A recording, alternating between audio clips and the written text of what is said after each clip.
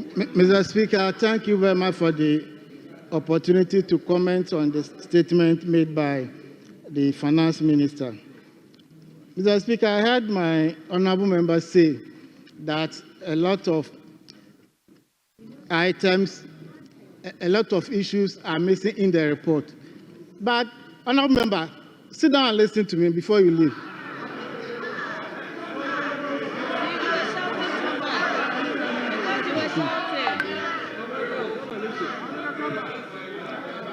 Mr. Speaker, the honorable member failed to tell this House that Bible quotations are also missing in the budget.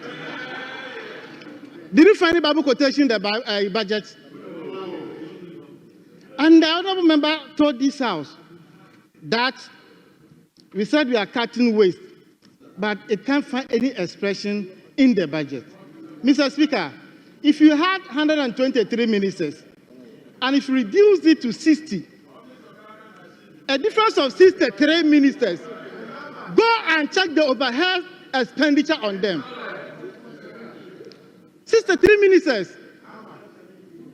How much you guys spent on 123 ministers? Was it not a wasteful expenditure? We have a government who will not spend money to dig hole in the name of National Cathedral. We have a government who will not fly with a chartered flight with other friends. Other friends. And you know what I'm talking about.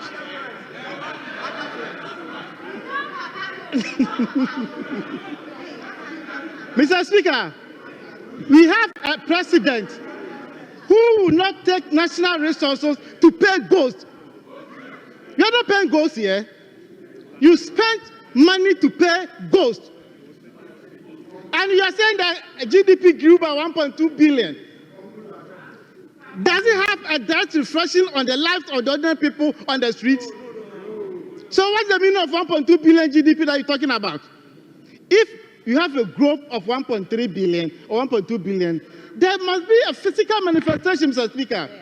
The people in the country must live good. But what do you see on the streets? What do we see? Everywhere poverty. The minister came to this House, announced to us to abolish about 5 taxes. The only thing the minister failed to abolish is New Patriotic Party.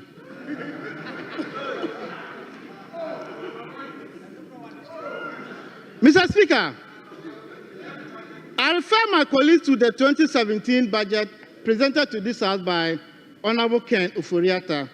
The team is sowing the seeds for growth and jobs. I refer the House to paragraph 5 of the budget statement. Mr. Speaker, I read.